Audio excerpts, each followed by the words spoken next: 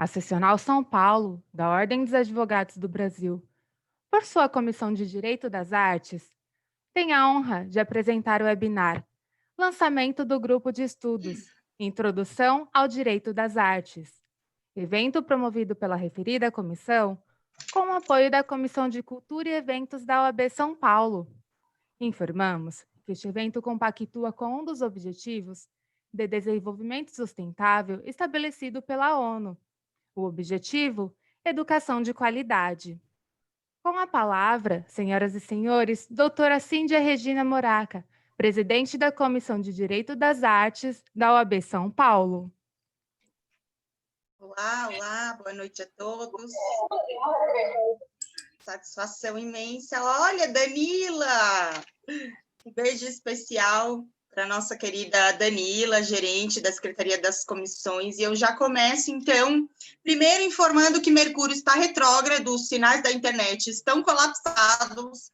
Vocês, por favor, compreendam que a situação está crítica hoje. Mas, agora falando sério, inicialmente queria agradecer ao AB São Paulo por todo o apoio que tem dado às comissões, pelo trabalho incansável que tem feito na defesa dos direitos humanos da nossa Constituição, inclusive aonde faz parte e consta de forma expressa o direito à cultura e às artes, assunto que debatemos aqui nessa comissão. Agradeço especialmente hoje a Secretaria das Comissões, nas pessoas da Danila, da Sandra, da Isabela e da Saine, que tem nos assessorado na organização, na formatação, na tecnologia, em tudo que a gente precisa. Vocês estão de parabéns. É uma satisfação imensa trabalhar com vocês e registro mesmo o nosso agradecimento por todo o apoio.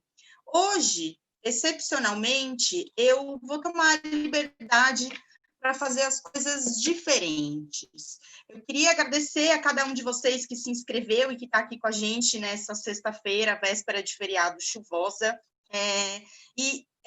Normalmente os nossos eventos têm o objetivo exclusivo de ouvir os expositores convidados, e eu já registro aqui um agradecimento especial e a honra que é receber a professora Mara Regina, eu, José Rodrigues, muito obrigado por estarem com a gente.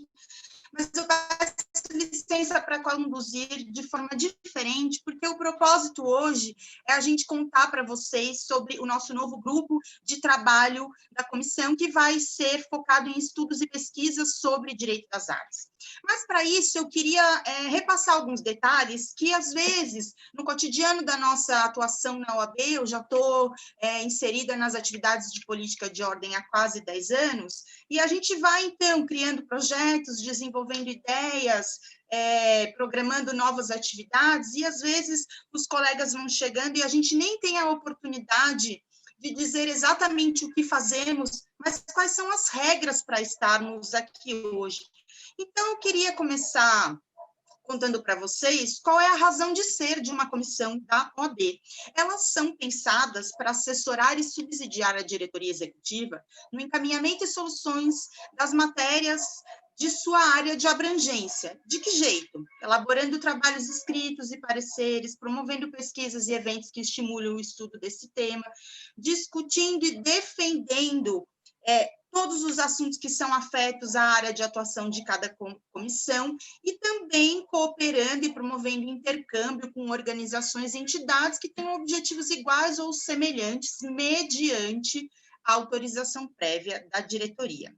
O que é importante a gente saber é que as comissões da OAB, mesmo no seu tema de interesse, não falam em nome da OAB São Paulo, ou seja, nenhum de nós, nem o presidente da comissão, nem os membros da comissão, nem os convidados podem dar declarações, podem tomar decisões, podem se manifestar em nome da OAB São Paulo. Somente a diretoria aprova e fala em nome da entidade. Todas as vezes que houver uma demanda, como a nossa própria comissão já teve, da gente se manifestar sobre determinado tema, a gente faz isso através de notas técnicas, de notas de repúdios, de pareceres, de comunicados que são encaminhados para a secretaria e que são avaliados hoje pelo vice-presidente Ricardo Toledo, que é o responsável por comissões, e mediante a aprovação deles e do Departamento de Comunicação, a gente, então, pode dar seguimento e publicizar essa manifestação. Tem outra coisa importante para a gente entender sobre comissões, é que cada uma delas tem um escopo. A nossa é o direito das artes, e o direito das artes, nesta comissão, se divide propriamente no estudo do direito das artes e também na propagação de cultura como um agente da cidadania. Mas cada comissão tem o seu objetivo específico, de modo que a gente não pode invadir a seara de outras comissões que já existam para tratar de determinado tema. Ou seja, sempre que a gente desejar promover o debate ou a discussão sobre um assunto que é relativo a outra comissão, a gente deve fazer isso em parceria. Por exemplo, a Comissão de Direito das Artes é diretamente conectada com a Comissão de Propriedade Intelectual, que trata também de direitos autorais. Nós aqui já promovemos diversos webinários que tratam sobre os direitos autorais nas artes, mas tudo isso feito com o apoio da comissão temática específica. Falando em Comissão de Direito das Artes especificamente, nós temos por escopo promover cultura e arte como agentes da cidadania, como eu acabei de falar, mas também tem o escopo de abrir espaço para os artistas através de eventos que promovam artes sem fins lucrativos. Isso porque cada presidente de comissão tem a liberdade de atuar na sua gestão da maneira que entender adequado. E eu, particularmente, sou entusiasta das artes plásticas. Se eu estou aqui hoje presidente dessa comissão, é porque, há muitos anos atrás, lá em 2012, recebi o convite do então presidente da subseção da OAB Jabaquara Saúde para compor uma comissão lá, e escolhi Direito das Artes. O trabalho lá ele foi crescente, e nós instalamos uma galeria de artes amadora dentro da subseção, que depois evoluiu para a instalação de um espaço cultural dentro do Fórum Regional do Jabaquara. Aquilo é um projeto da Comissão de Direito das Artes, e esse trabalho de promover a arte de forma concreta me conduziu hoje a estar aqui na presidência dessa comissão, nesta gestão da OAB São Paulo. Isso faz parte do trabalho desta comissão, que ora está suspenso por conta da pandemia, não temos atividades presenciais, mas, de toda forma, desde que assumimos esse grupo, e eu digo já no plural, porque no momento em que eu fui nomeada presidente da comissão, eu já busquei o apoio de alguns colegas que são especialistas nessa área, que dominam o tema até com muito mais propriedade do que eu, para que a gente possa, então, atender ao outro escopo da comissão, que é discutir os sistemas legais e normativos que regem aqui no Brasil, mas especialmente em São Paulo, todo o ambiente da cultura e os assuntos relativos aos direitos das artes, com o propósito de entender questões jurídicas que possam incentivar o acesso à cultura e artes no Brasil. Eu estou repetindo muito essa questão de incentivar o acesso à cultura e artes no Brasil, porque a gente tem uma questão polêmica que faz parte da nossa comissão, provavelmente faça de outras, mas a nossa é muito afetada por isso. Nenhuma comissão da OAB discute política. A OAB São Paulo, a OAB é uma entidade suprapartidária, porém, o direito das artes, o direito à cultura no nosso país depende muito e vem sendo esculhambado pelo governo federal.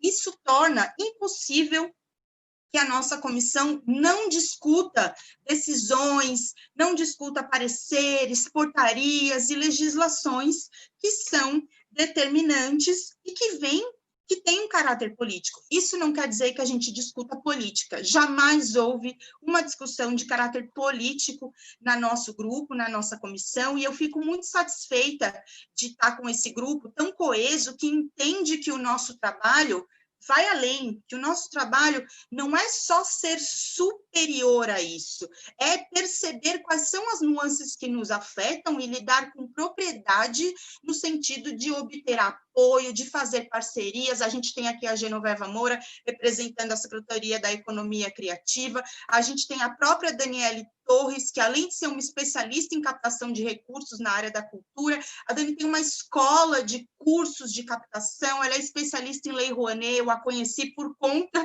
da minha busca por informações sobre Lei Rouanet. A gente tem aqui o Douglas Quintali, um perito científico em obras de artes. Eu estou contando isso para vocês entenderem qual é a riqueza dessa nossa comissão, que é pequena, mas está crescendo, e é para isso que a gente está reunidos aqui hoje, para dar mais um passo nessa nossa tarefa, que é propagar, sim, cultura e arte. Mas quem pode fazer parte das nossas comissões?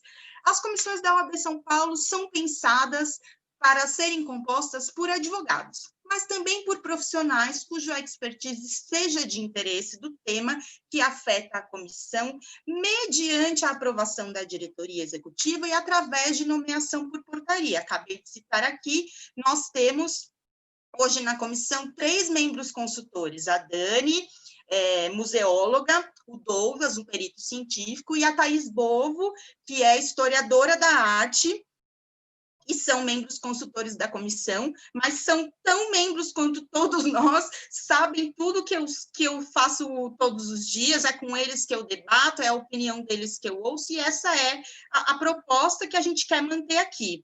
Por fim, para concluir essa minha apresentação, que eu achei que era importante, a gente talvez tenha falado sobre essas peculiaridades numa reunião de apresentação lá no início da gestão, mas eu achei que cabia aqui hoje, eu queria dizer para vocês que depois de 10 anos participando ativamente das atividades da OAB São Paulo, cada um dos interessados em compor a comissão conosco é um convidado de honra, a gente quer muito ter vocês aqui, mas eu faço questão de registrar que participar de uma comissão não é um bônus, é um ônus. É assumir uma obrigação, é um compromisso que o advogado se dispõe a ter conosco como grupo, com a OAB como entidade, e se dedicar voluntariamente a estudar, a pesquisar, a participar dos eventos, a promover eventos, a estar nas reuniões, e isso não tem o propósito de conceder um título para ninguém colocar no currículo, no Lattes, nas redes sociais, seja onde for, inclusive porque a OAB tem regras muito específicas no estatuto para a divulgação do trabalho da comissão, e elas devem ser feitas em canais próprios, aqueles que são coordenados pela própria secretaria, e mais do que isso, a atividade que a gente faz na comissão não é pensada para a promoção pessoal ou individual de cada um de nós, seja como gestor, como presidente, como membro, mas sim valorizar o tema de trabalho deste grupo. Feito isso, a Comissão de Direito das Artes tem a honra de receber hoje vocês todos que estão aqui acompanhando, aqueles que efetivamente queiram fazer parte da comissão e participar dos nossos grupos.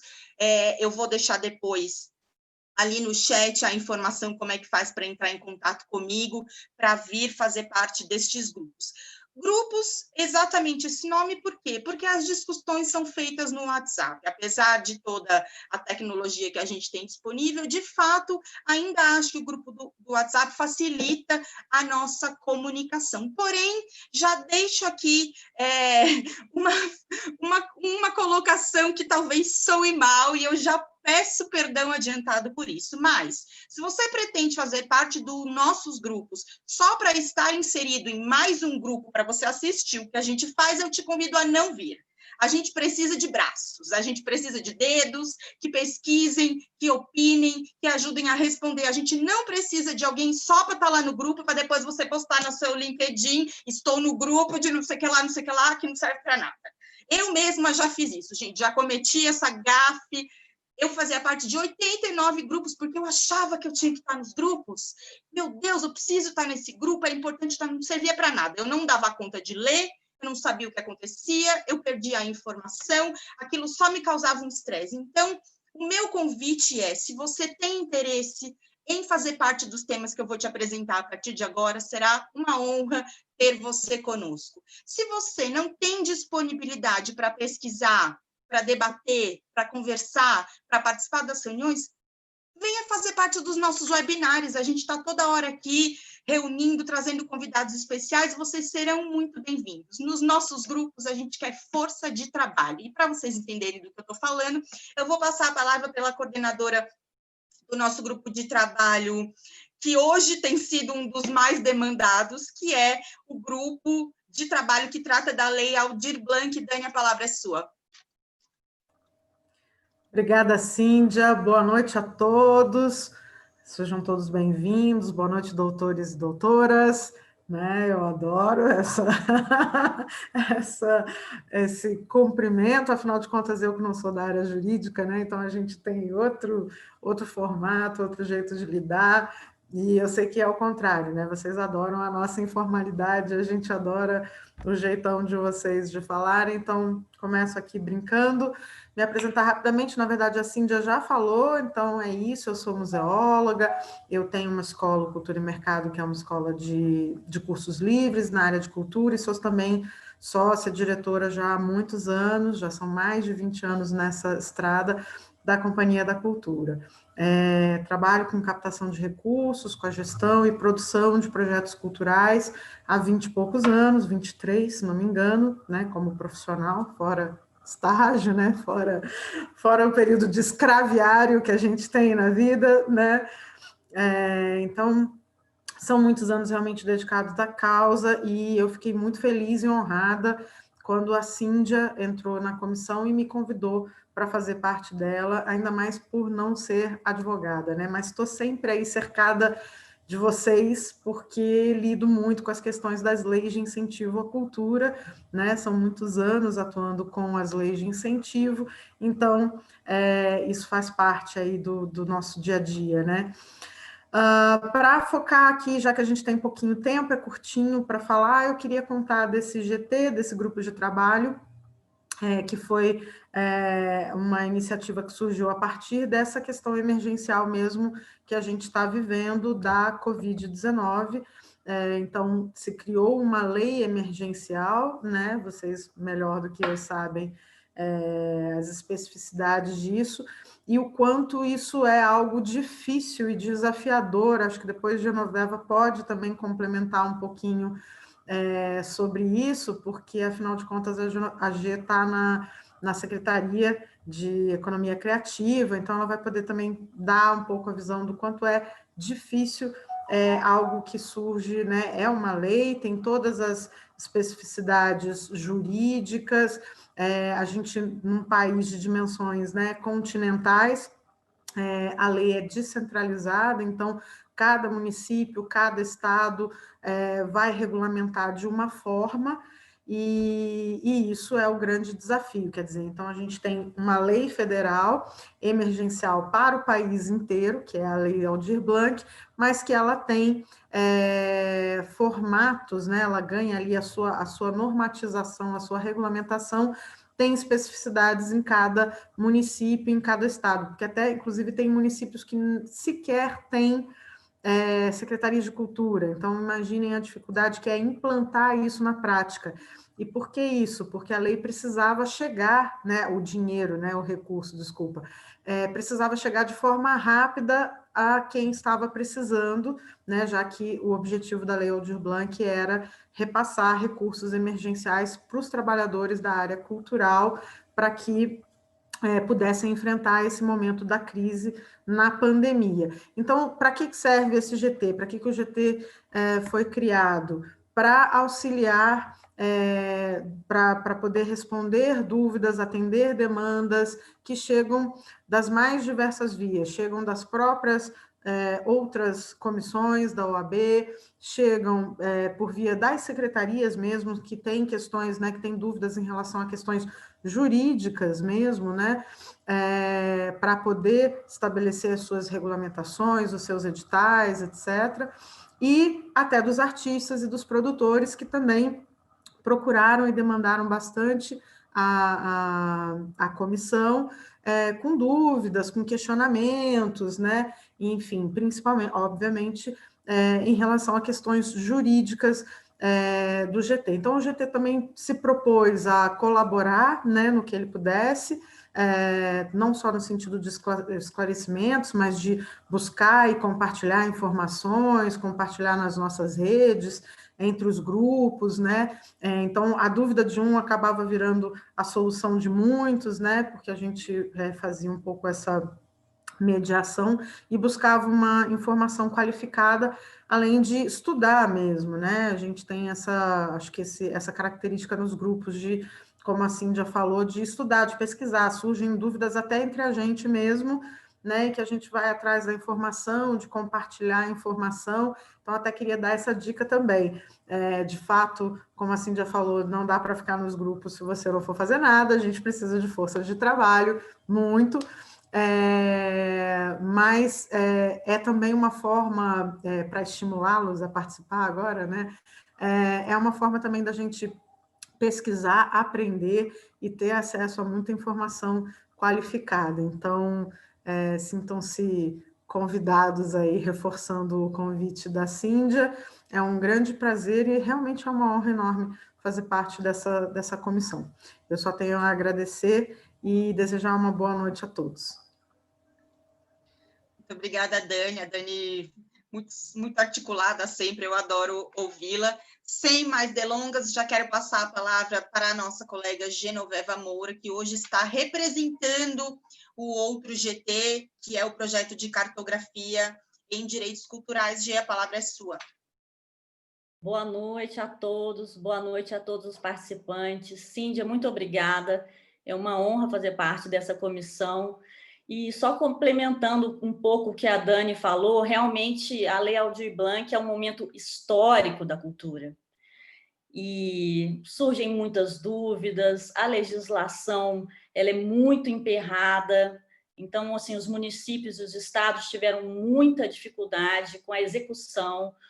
O dinheiro já está na conta, mas para as pessoas receberem esse dinheiro no bolso, é um trabalho árduo, é um desafio diário de todas as equipes das secretarias de cultura do Brasil inteiro. Mas eu estou positiva de que vai dar certo. Os recursos, eles são assim, tem secretaria de cultura que nunca recebeu isso na vida, então nunca elaborou um edital. Então, assim, é um desafio grande, mas eu tenho certeza que esse recurso ele vai ajudar muito os trabalhadores da cultura, que eles sofreram muito, estão sofrendo ainda, porque foram os primeiros a parar e os últimos a começarem a funcionar de novo, né? Você vê agora que está tendo a retomada das atividades culturais, né? Bom, agora eu vou passar para o projeto, outro projeto importante da comissão, que é o projeto de cartografia de direitos culturais do Estado de São Paulo. Então, você vê a Lei Aldir Blanc, você já vê o tanto que esse projeto ele é importante e necessário, né? Esse projeto ele tem a finalidade de entender como que é a dinâmica dos direitos culturais no Estado de São Paulo. E a finalidade é fazer um diagnóstico da legislação existente, das políticas públicas existentes em todo o Estado de São Paulo. Por exemplo, um município ele tem uma secretaria ou ele tem uma diretoria de cultura.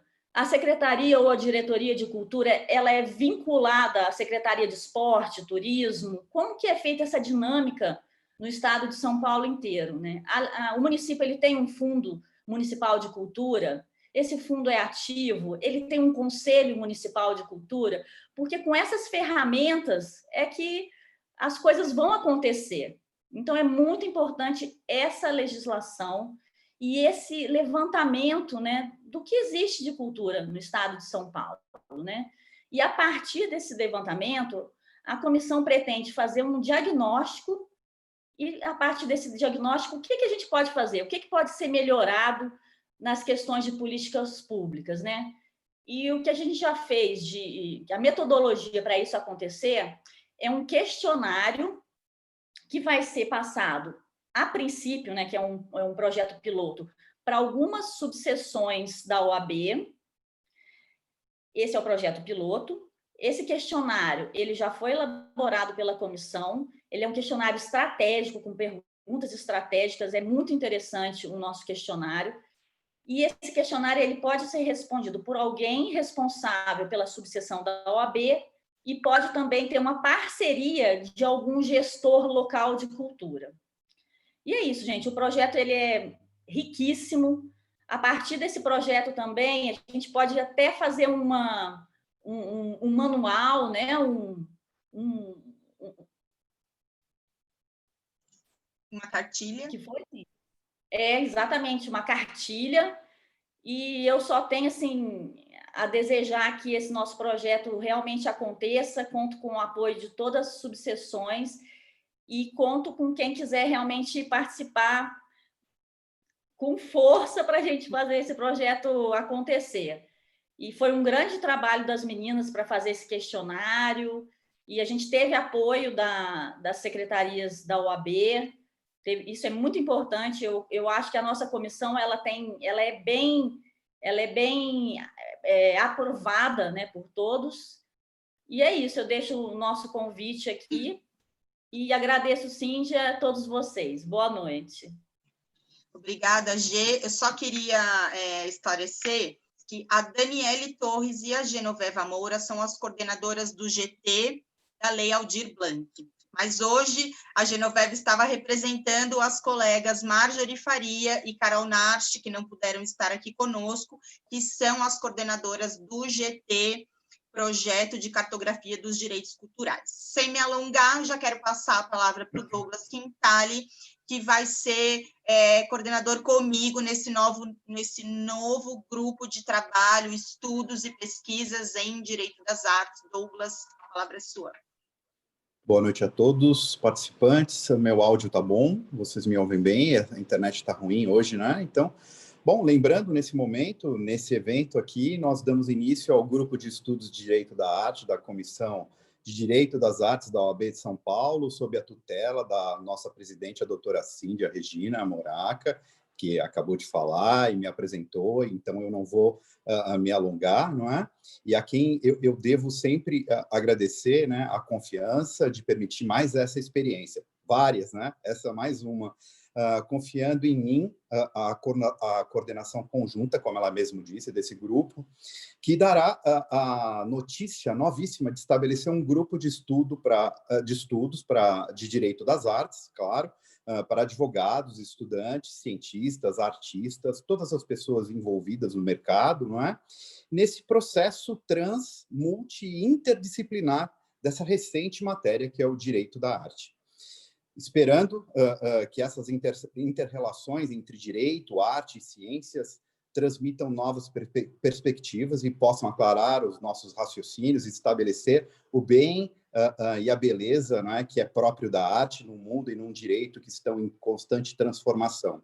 Praticamente, a parte normativa e de advertência foi passado pela doutora Cíndia, e daqui a pouco vocês vão ouvir o José, que nos vai apresentar uma introdução ao tema do direito da arte, ou do Art Law, se vocês preferirem. No mais, eu acho que eu fico por aqui, né? Agradeço o tempo, a abertura, e nos vemos em um breve momento, numa próxima ocasião. Obrigado, eu acho que eu fui bem sucinto, né? Ótimo. Douglas, hoje você me surpreendeu, sucinto até demais, mas foi perfeito. Vendo? Muito obrigada, e de novo, queria repetir aqui na presença de todos os colegas que o Douglas é um amigo muito querido, ele é um profissional que eu respeito bastante, que traz muito conteúdo para nós, e eu estou empolgadíssima com essa nova frente de trabalho que o Douglas vai coordenar. Agora, então, declaro inaugurado o grupo de trabalho, estudos e pesquisa em Direito das Artes, tudo isso que o Douglas falou, tudo que as meninas falaram, ou seja, temos, então, 3 grupos de trabalhos atuantes hoje. Eu vou deixar aqui, ali nos comentários, como é que vocês fazem para ingressar nesses grupos. Lembrando de tudo aquilo que eu falei, a gente precisa de força bruta no trabalho, na pesquisa, vamos dar todas as diretrizes, estamos ali para colaborar. Então, feito isso, queria agora passar para o momento emoção deste encontro, que é ouvir a professora Mara Regina, que é doutora e mestre em filosofia do direito, professora da PUC, e que vai trazer aí umas pinceladas para a gente desse assunto que é tão instigante. Obrigada, professora, por estar conosco, a palavra é sua. Boa noite a todos. Em primeiro lugar, eu gostaria de agradecer, a participação nesse evento, conhecê-los, se não pessoalmente, mas no campo virtual. E gostaria também de elogiar aqui a apresentação da doutora Cíndia, que me parece uma apresentação muito sincera, muito envolvente. E eu diria que o trabalho com a arte, quer seja no campo mais jurídico, quer seja no campo que eu desenvolvo propriamente, que é mais no campo de aproximação temática, de busca de temas de direito, dentro do universo das artes, eu diria que é necessário ter essa postura, né? Que eu até chamo de sincera, para adentrar, digamos, nesse universo. Né? É preciso haver uma paixão, digamos assim, genuína. Né? E fiquei bastante satisfeita, né, em ver, né, todo esse entusiasmo. Então, falando brevemente, né, sobre as minhas pesquisas, né, eu trabalho no campo teórico da filosofia e da teoria geral do direito. Né? Mas desde que eu iniciei a minha vida acadêmica, há mais de 20 anos, eu sempre utilizei material artístico, notadamente com ênfase no cinema e no teatro, né, como um mecanismo, né, pedagógico de auxílio para a compreensão de certos temas. Né? Com o passar dos anos, esse estudo ele foi se ampliando, ele foi adquirindo maior espaço, né, e ele se tornou objeto, né, de disciplinas mais específicas. Né? Eu trabalho uma disciplina já há 10 anos, optativa nos cursos da PUC, a disciplina se chama Direito e Cinema, e na Faculdade de Direito da USP eu trabalho 3 disciplinas, né, no campo do pós-graduação, que envolve o estudo, né, da filosofia do direito, cinema. Eu tenho um curso específico que versa sobre cinema nacional, e tem uma terceira disciplina que também trabalha a questão da arte vinculada ao teatro, e eu faço um recorte mais específico ao pensamento de William Shakespeare, embora também tenha muito interesse em Nelson Rodrigues. Acabei de escrever um artigo sobre a peça Vestida de Noiva com Extremo Prazer. Então, nesse trabalho, a gente busca fazer uma aproximação, né, interdisciplinar ou transdisciplinar, como alguns consideram, que não é propriamente uma mera justaposição, né, mecânica, mas a gente busca, né, fazer um diálogo, extrair desse diálogo um raciocínio que integre a percepção de temas, né, que, embora apareçam num plano mais teórico, eu diria, temas como direito moral, direito de verdade, direito de justiça, direito de liberdade, direito de poder, né, pensando agora numa comissão da OAB que envolve diretamente a figura do advogado, que é uma figura prática, eu sempre digo para os meus alunos, há um ganho, não apenas intelectual, um ganho de acréscimo humano, mas também, do ponto de vista prático, ainda que numa perspectiva um pouco mais indireta e talvez menos perceptível, né? Acho que cabe ao professor sempre enfatizar esse aspecto, né? Há um grande ganho em termos de ampliação da capacidade de articulação de linguagens e principalmente de ampliação da capacidade da interpretação, que é fundamental para a prática, né? Então, eu sempre digo, nós não podemos ver esse estudo da arte como uma mera ilustração, né? Eu, pessoalmente, tenho me empenhado já há muitos anos em tornar esse estudo, né, objeto do desenvolvimento de artigos, né? Eu tenho alguns livros publicados sobre o tema, né? E digo, há algum tipo de trabalho que eu já vi que trabalha no campo da ilustração, não é? Que é uma justaposição, usa o cinema só como, digamos, mecanismo de abertura e depois parte para uma análise propriamente jurídica. A gente tenta fazer um trabalho diferenciado, procurando desenvolver esse diálogo, né? Por isso que eu prefiro trabalhar com o cinema e com o teatro, que tem um universo de linguagem um pouco mais conciso do que a literatura, por exemplo, que é muito maior, né? Um livro de literatura, algo bastante extenso, para que a gente possa alcançar os pontos gerais daquela obra, né? E sempre procurando perceber que a obra também não é um simples exemplo, mas é também um meio de expansão daquele tema, né? Que nos propõe questões que vão além daquela leitura teórica inicial que a gente parte. Eu sempre digo, é preciso ter uma leitura teórica inicial, né? Nós não podemos partir do nada, porque as obras artísticas, elas têm um campo vasto, né, de temas, todas elas, né? Mas é preciso a gente fazer algum destaque, algum recorte, né, e mostrar as intersecções com os outros temas, mas é fundamental que a gente perceba como, a partir desse diálogo, nós chegamos a discussões novas, né, que eventualmente nos permitem desenvolver bastante a capacidade de raciocínio. E como professora, eu faço essa crítica ao ensino jurídico. Falta desenvolver no aluno a capacidade de raciocínio. E, como eu disse, essa capacidade de raciocínio não é apenas nesse campo cultural, não é apenas ilustrativa do humanismo, mas ela também vai potencializar a sua capacidade de articular raciocínios práticos, né?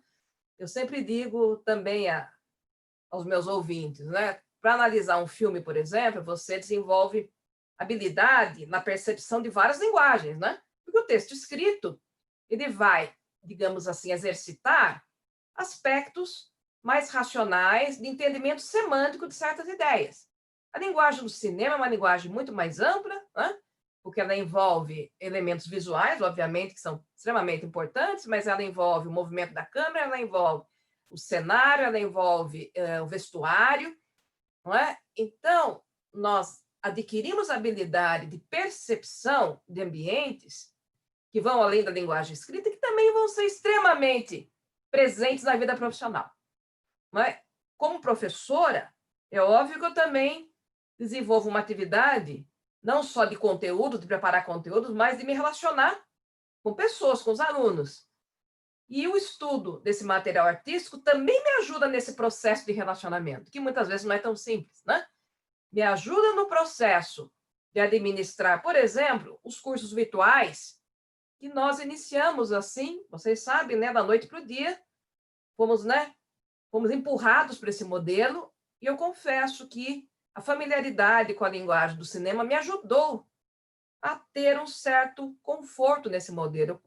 Eu reconheço que esse modelo ele pode ter carências em relação ao modelo tradicional de ensino, mas eu sempre digo, nós transformamos o ensino que tem uma base teatral, né? Fazendo uma analogia, com um ensino que passa a ter uma base fílmica, né? Porque as aulas virtuais elas têm um pouco do caráter do cinema, né? E você percebe muitas coisas, até em termos de aprendizado, reações de alunos. A grande dificuldade deles é abrir as câmeras, mas quando a gente consegue fazer com que eles abram as câmeras, eu não diria, como alguns dizem, que é um estudo desprezível. Não, a gente não vê nada. A gente vê muita coisa que as pessoas estão acostumadas a ver o cinema, infelizmente hoje, né? Como entretenimento, como algo descartável. E a gente procura selecionar materiais, obviamente, que não são inacessíveis para quem pertence ao mundo jurídico, são materiais acessíveis, mas de qualidade artística. Então, existe, por exemplo, pensando no cinema, uma grande quantidade de bons filmes. Nós temos a amostra em desenvolvimento, né? Eu já separei alguns para integrar meu novo estudo, que são perfeitamente assimiláveis por um público não especialista, não precisa ser um grande cinéfilo para entender essa dinâmica. E eu deixo aqui uma sugestão para a comissão, né, que vale a pena vocês eventualmente programarem alguns eventos onde possa haver uma exibição de um filme, ou, né, se o teatro voltar, quem sabe até de uma peça, porque o teatro também é extraordinário, né? O teatro de William Shakespeare é uma coisa muito interessante. Shakespeare fala muito do direito, não é só a peça Mercador de Veneza que fala do direito, né? E trazer essa experiência, né, de estimular o público mais ligado à prática a ter esse olhar um pouco mais atento. E como professor eu digo, qualquer um pode, digamos assim, aprofundar sua capacidade de olhar o cinema, descobrir temas e, ao mesmo tempo, ampliar a sua capacidade de percepção, que é extremamente importante para a prática, porque sem percepção o professor não consegue dar uma aula, não adianta ele ter um conteúdo intelectual vasto, o advogado também, não adianta ele ter um conhecimento vasto da doutrina das leis, se na hora da uma audiência ele não tem aquela facilidade em perceber, né, mecanismos de interação. E eu recomendo isso, né? Eu recomendo esse estudo e enfatizei muito esse lado prático, nós estamos aqui pensando numa comissão da OAB. Né? E tem muita gente que acha que não, que esse estudo teórico ele só interessa realmente num plano puramente intelectual, que ele não vai ter nenhuma, digamos assim, boa influência prática. Isso é um engano, né? Porque o grande calcanhar de Aquiles no ensino jurídico é estimular o aluno a ser um intérprete diferenciado. Né? Não apenas aquele intérprete, entre aspas, que fica restrito à cópia de doutrinas, né? Mas aquele que articula novos raciocínios. Né? E o cinema pode, sim, estimular essa articulação nova, porque ele apresenta esses temas que eu falei, né? direito e verdade, direito e moral, direito... Isso fora os temas mais específicos, que também podem aparecer. Né? Mas eu estou pensando aqui nos temas mais gerais, que são extremamente relevantes. Né? O tema direito e verdade, por exemplo, ele tem reflexos práticos extremamente importantes, porque o aluno vai ser estimulado a repensar toda a leitura que o direito faz, por exemplo, daquilo que o senso comum considera como verdade, como fato que ocorreu, né? A questão do fato do crime, por exemplo, o fato do delito. Então, aí você tem uma riqueza muito interessante para fazer essa leitura. Então, eu me comprometi a falar em 15 minutos, então eu sou rigorosa nos meus compromissos, nem vou encerrar por aqui, mas agradeço bastante a possibilidade de falar sobre esse estudo e desejo muito boa sorte à comissão. Se houver interesse, eu não vou dizer que eu tenho tempo de integrá-la, mas, assim, uma participação pontual num evento desse tipo, eu teria o maior prazer em colaborar. Então, muito obrigada a todos, muito obrigada, doutora Cíndia, né? Muito obrigada ao Douglas, que eu também conversei com ele, né? Pelo Instagram. Então, boa noite a todos. Muito obrigada, professora Mara. É sempre uma satisfação ouvi-la. Eu não sei quem dos colegas aqui já teve a oportunidade de ver outras palavras da professora Mara, onde ela traz esse compilado do cinema e essa análise. Assim, eu tenho esse encantamento pelas artes, então eu realmente gosto muito dessas análises que fogem daquele estudo teratológico das coisas. Então, muito obrigada novamente pelo seu tempo de estar aqui conosco, pelo seu conteúdo, que é sempre muito gostoso de ouvir.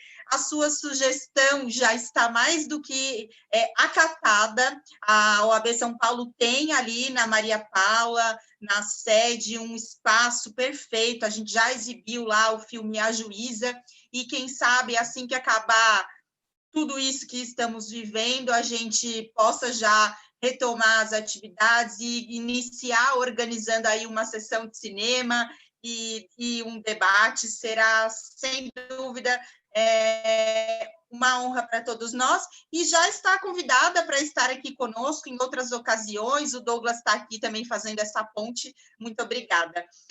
Para a gente não se alongar aqui, eu vi o Douglas batendo palma e todo mundo diz que uma das coisas que falta aqui no Zoom é bater palma, né? A gente sente falta de aplaudir os nossos convidados mesmo. Eu já quero passar a palavra. Obrigada. É para você, professora, essas palmas.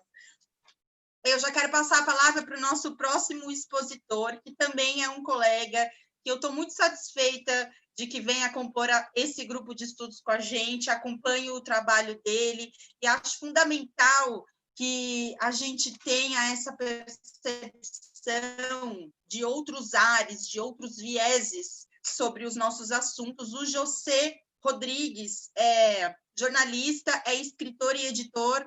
Ele é colaborador em diversas publicações, como a Revista da Cultura, Gazeta do Povo, Valor Econômico, a Revista Continente, o Jornal Cândido Estadão, e o veículo onde eu mais acompanho o José é o Jota, porém não é o melhor. O melhor é o Instagram dele, onde ele está sempre trazendo alguma coisa muito divertida. E para quem gosta de redes sociais, eu nem sei se o José libera o Instagram dele, mas eu acho muito bom. Eu aproveito a oportunidade, antes de passar a palavra para ele, para dizer que a Comissão de Direito das Artes tem um Instagram, que é direito.artes.oab São Paulo, onde a gente divulga o nosso material. José, a palavra é sua, fique à vontade, por favor. Deixa eu ajeitar aqui. Boa noite a todos. Todos conseguem me ouvir? Todos conseguem me ver? Espero que sim. Bom, eu quero começar... Olha lá, caindo de novo. Opa. Agora acho que vai.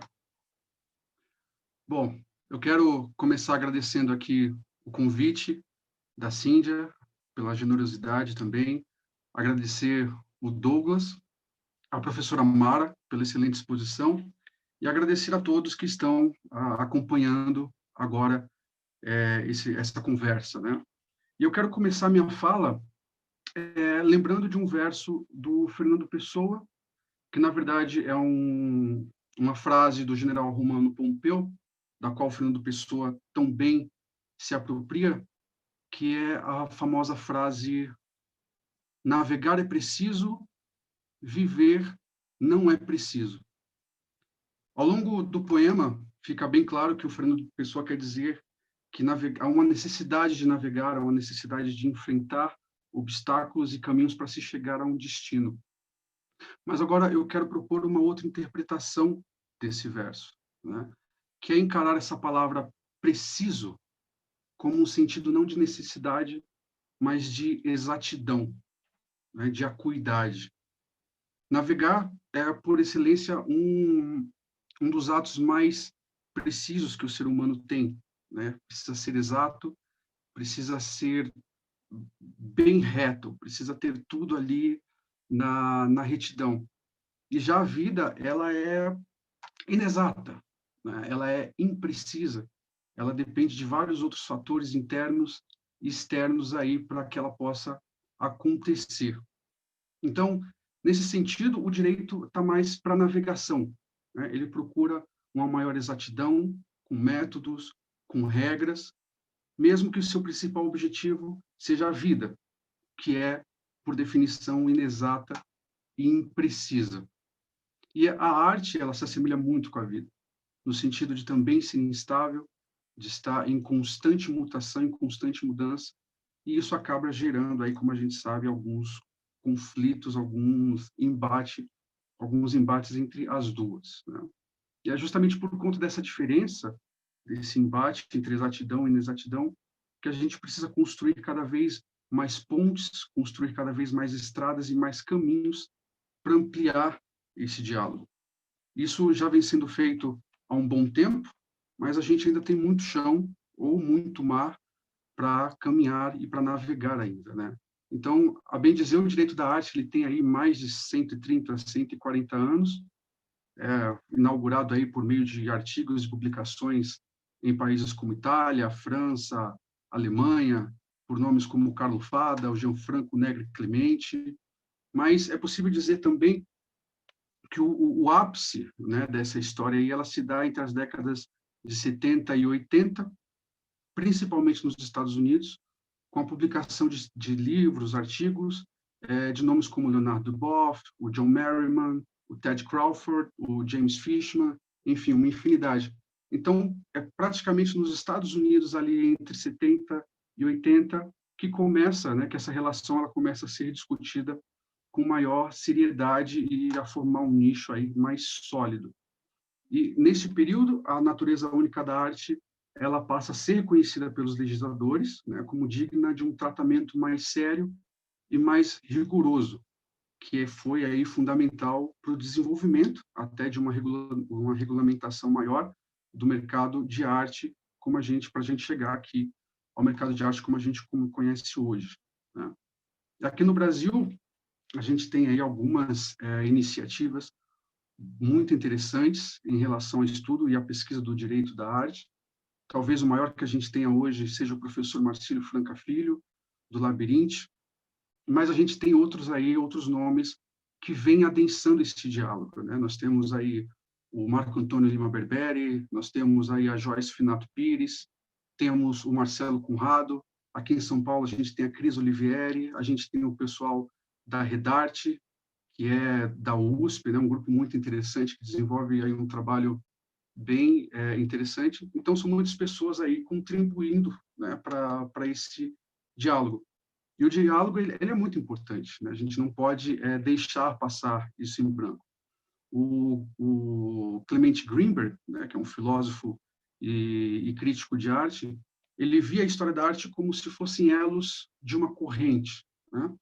Então, tem uma certa continuidade aí, mesmo que seja disruptiva, mesmo que seja em discordância, em consonância. Então, ninguém aqui, na verdade, está inventando a roda. Ninguém aqui está descobrindo o fogo, né? A gente está em um ponto de um percurso que já vem acontecendo há muito tempo. Então, eu acho muito mesquinho a gente não reconhecer de onde a gente veio, não reconhecer a nossa trajetória, e por isso eu sou muito grato a todos os interlocutores que sempre ampliaram meus horizontes, que sempre me ensinaram muito. O Douglas é uma dessas pessoas, a Joyce, o Marco, enfim, o professor Marcílio, são pessoas que sempre contribuíram para esse alargamento do horizonte, né?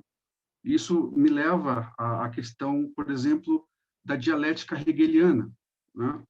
Que, de maneira bem resumida, se dá da seguinte maneira: a gente tem uma ideia, essa ideia é considerada como uma tese, então, e logo em seguida vem uma outra ideia que se contrapõe a ela e forma a sua antítese, e logo em seguida vem uma outra ideia que unifica as duas, ou que se contrapõe às duas, e formam a sua síntese, e essa síntese, por sua vez, vai se tornar uma nova ideia, ou seja, uma nova tese, que vai propor uma nova antítese, e assim por diante. Então, a gente está aí num percurso muito longo, né? A gente está vindo de uma trajetória e indo para outro lugar ainda. E essa questão de diálogo é muito importante para o direito da arte, porque ele é essencialmente colaborativo. Ele é ele é inter, ele é transdisciplinar, e ele não existe sem outros conhecimentos. Ele precisa dessas outras áreas para existir. Ele precisa da ciência, ele precisa do mercado de arte, ele precisa do conhecimento histórico. Sem esses elementos, ele não se sustenta, ele não fica de pé. Então, no espaço do direito da arte, ele é um espaço dedicado a, principalmente, colaboração, a conversa, mesmo que seja para negar e refutar outras ideias e criar outras ideias para serem refutadas. É assim que funciona. Não pode ser diferente. Então, para um olhar, né, a gente precisa disso, um olhar mais atento para essas questões. E a gente vai ter, para ter essa atenção, a gente precisa de tempo. E isso é uma coisa que nos falta, né? Hoje, principalmente. Tem um filósofo francês chamado Blaise Pascal, que é aí um dos marcos teóricos da minha formação intelectual, que ele diz que o homem ele tem dois tipos de espírito, né? E com espírito ele quer dizer dois tipos de inteligência. Um é o espírito de geometria e o outro é o espírito de finesse.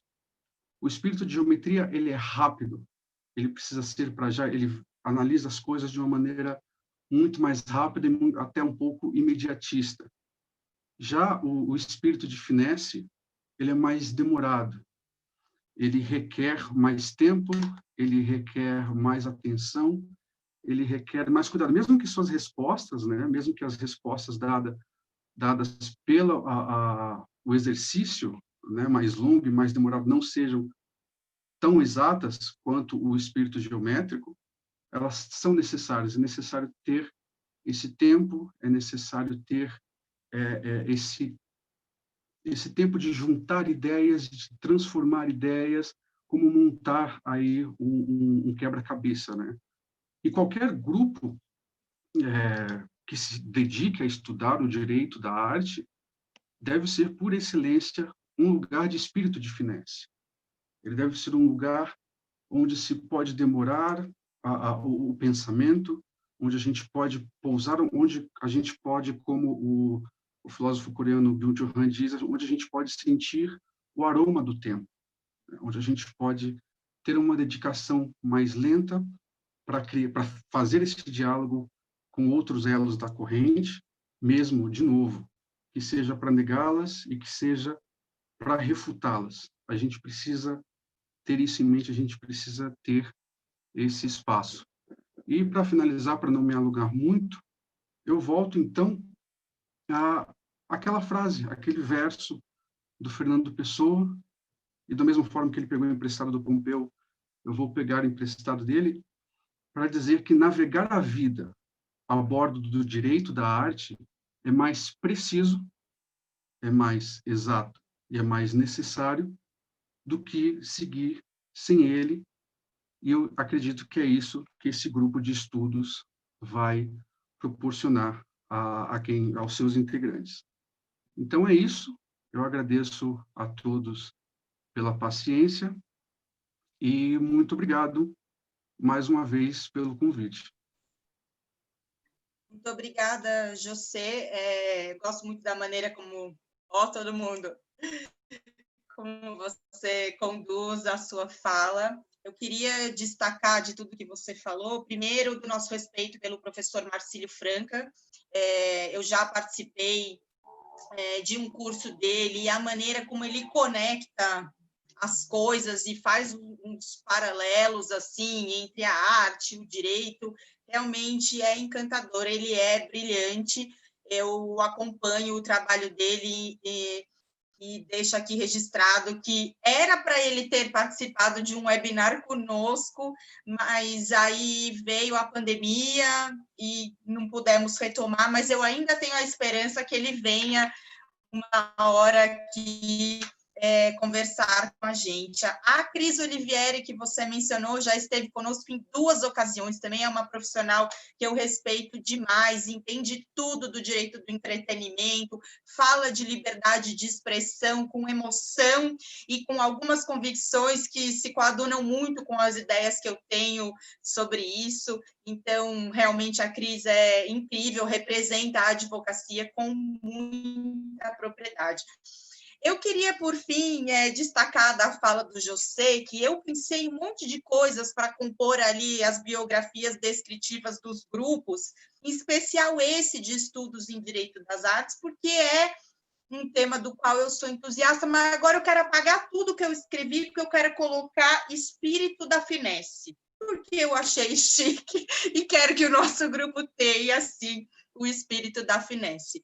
Gente, muito obrigada hoje, especialmente aos meus colegas de comissão, Genoveva, Daniele e Douglas, por estarem aqui, disporem o seu tempo de virem se apresentar. Também queria registrar a presença da Catarina Malinauskas, da Kailine Andrade, a Thaís Bovo, que é uma colega querida, eu não sei se ela está por aí, a Thaís está em vias de ser mãe, hoje ela tinha um exame, porque senão ela estaria aqui também falando hoje sobre o trabalho de História da Arte dela. Agradecer a todos os membros da comissão, que nesse último 1 ano e meio, quase 2, vocês têm sido imprescindíveis para que a gente venha consolidando o tema desta comissão. Agradecer de coração a presença da professora Mara e do José pelas palavras, pelo tema, pelo cuidado de vir pincelar esse assunto que é tão interessante e ainda incomum para a advocacia, e deixar 2 avisos. Esse webinar está sendo gravado e ele fica depois disponível na plataforma do YouTube da OAB São Paulo, no canal de Cultura e Eventos. Costuma demorar algumas semanas, porque tem volume de webinars diários para fazer o upload, então um pouquinho de paciência que logo a gente aparece por lá, disponível. E o segundo aviso eu deixei, vou repetir ali no grupo, como é que vocês fazem, então, para se conectar com a gente. Quem for advogado, quem for estudante, precisa se inscrever pelo site da OAB São Paulo, comissões, como participar. Ali tem um formulário que vocês vão preencher, tem umas informações que são solicitadas, e a OAB São Paulo faz uma triagem, porque não sou eu que aprovo os membros de comissões, é a diretoria executiva que faz isso. Então, quem não se inscreveu por lá, faça isso. Quem já se inscreveu, eu deixei aí o meu e-mail e o meu WhatsApp, algumas pessoas até já estão falando aqui comigo, e a partir da terça-feira a gente vai começar a liberar o acesso para os grupos no WhatsApp, tá bem? Então, eu vou repetir aqui o meu e-mail e o meu telefone para quem não conseguiu anotar, está ali no chat, deixa eu fazer isso já. Desculpem falar e digitar aqui, mas é para a gente não se perder. Está ali o meu contato, vocês podem, então, me procurar diretamente. E, para finalizar, queria agradecer todos e todas. É uma honra passar essa sexta-feira, véspera de feriado, aqui com vocês, e foi muito produtivo para mim. Eu espero ter contribuído com informações úteis. A gente se vê nos grupos de trabalho para trabalhar. Tchau, até mais.